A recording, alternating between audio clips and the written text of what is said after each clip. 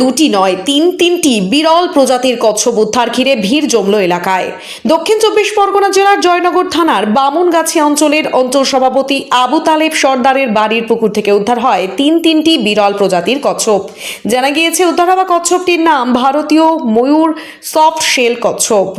দক্ষিণ এশিয়ার গঙ্গা, সিন্ধু এবং মহানদীর মতো নদীতে পাওয়া যায় এই প্রজাতির কচ্ছপগুলি। তবে কিভাবে এটি দক্ষিণ চব্বিশ পরগনা জেলার বামনগাছি অঞ্চলের পুকুরে আসলো তা নিয়ে যথেষ্ট কৌতূহল এলাকার পশুপ্রেমীদের।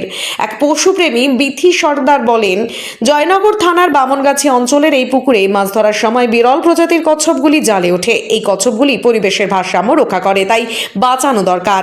বামনগাছি অঞ্চলের অঞ্চল সভাপতি আবু তালেব সর্দার জানান, তার বাড়ির পুকুর থেকে উদ্ধার হয় এই তিনটি বিলুপ্ত প্রজাতির কচ্ছপ। তিনি বন দপ্তরে যোগাযোগ করে কচ্ছপগুলিকে তুলে দেওয়ার চেষ্টা করছেন।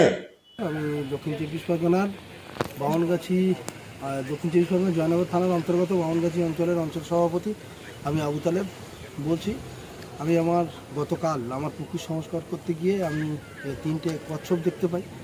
আমি এই বিলুপ্ত প্রাণীকে দেখে আমি সত্যি খুব উচ্ছ্বসিত এবং আমি সঙ্গে সঙ্গে সুন্দরবন ডিপার্টমেন্টের সঙ্গে যোগাযোগ করি এবং তারা বিভিন্নভাবে আমাকে হেল্প করে এবং তাদের কাছে আমি এটা তুলে দিতে পেরে আমি নিজেকে খুব ধন্য মনে করছি এবং সাথে সাথে আমি ওদের সঙ্গে যেভাবে সহযোগিতা চেয়েছি আমার সেইভাবে দিয়েছে। আর ভিডিওর মাধ্যমে আমার বলার যেটা যে এরকম বিলুপ্ত প্রাণী যদি কারোর চোখে পড়ে তারা যেন আমার মতো সুন্দরবন ডিপার্টমেন্টে যোগাযোগ করে তাদের কাছে এগুলো তুলে দিলে আগামী প্রজন্ম যাতে এগুলো আবার দেখতে পায়।